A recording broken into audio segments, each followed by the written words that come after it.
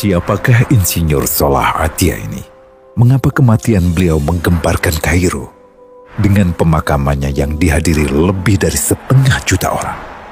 Mari kita simak kisah dari Asosiasi Universitas Islam Mesir ini. Al-Kisah dari kampung kecil bernama Tafahna al-Ashraf, distrik Mittelghamir, Provinsi Dakohlia, Mesir, ada 9 orang sarjana miskin lulusan Fakultas Pertanian. Lalu mereka pun sepakat membuat sebuah peternakan unggas, sembari mencari mitra ke-10. Namun mereka terbentur modal, maka dengan sekuat tenaga mereka kumpulkan dari hasil menjual tanah, perhiasan istri, hingga meminjam. Meski tidak banyak terkumpul, namun mencukupi untuk memulai usahanya. Pertanyaan tersisa, siapa mitra yang ke-10?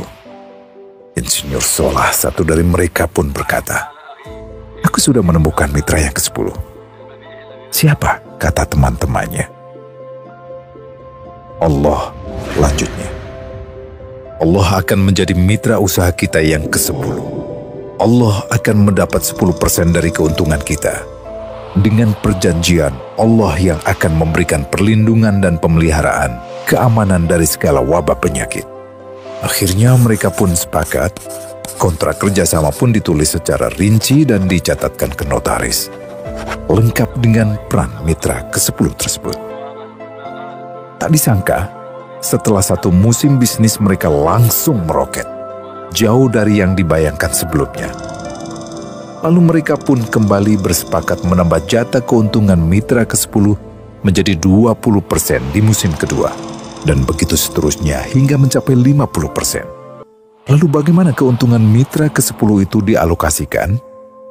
Dimulai dengan membangun sekolah dasar Islam putra, lalu lanjut putri, kemudian sekolah menengah putra, kemudian putri. Tambah lagi madrasah aliyah putra, lalu putri. Tapi karena keuntungan terus membanjir, akhirnya dibentuklah Baitul Mal. Dan mereka pun mengajukan ke pemerintah untuk membangun universitas di kampung. Awalnya ditolak dengan alasan tiadanya akses bagi para mahasiswa. Tak berapa lama mereka pun mengajukan pembangunan universitas lengkap dengan stasiun kereta beserta jalurnya dengan biaya mandiri. Akhirnya permintaan ini disetujui, dan pertama dalam sejarah Mesir berdirilah sebuah universitas di perkampungan kecil. Semakin berkembang, dibangun pula fakultas kedua, ketiga, keempat hingga asrama putri dengan kapasitas 600 kamar. Lalu asrama putra dengan 1.000 kamar. Tiket kereta api pun digratiskan untuk memudahkan transportasi menuju kampung tersebut. Tak cukup hanya itu, dibangun Baitul Mal berikutnya hingga hilang kemiskinan di daerah tersebut. Dan program ini diduplikasi ke kampung-kampung lain hingga bisa dikatakan tak ada kampung yang disinggahi Insinyur Solah kecuali akan dibangun Baitul Mal untuk warga. Bantuan pun diberikan untuk fakir miskin dan para janda. Pemuda pengangguran pun dilatih untuk mengelola perkebunan sayur hingga mandiri, bahkan sampai bisa mengekspor ke negara tetangga. Pada saat panen raya, seluruh penduduk dikirimi paket sayur. Di hari pertama Ramadan diadakan buka puasa bersama untuk seluruh penduduk desa.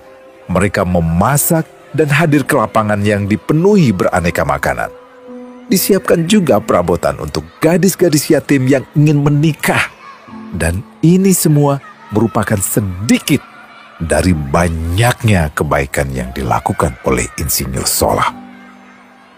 Hingga pada akhirnya disepakatilah keuntungan perusahaan 100% untuk Allah.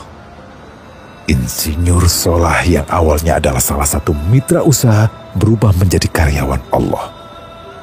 Dia hanya menerima gaji, namun dia memberikan Tuhannya syarat agar membuatnya hanya butuh kepadanya dan hanya meminta kepadanya.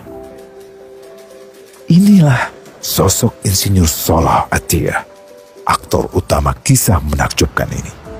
Keikhlasannya membuat ia sama sekali menolak terkenal di media massa.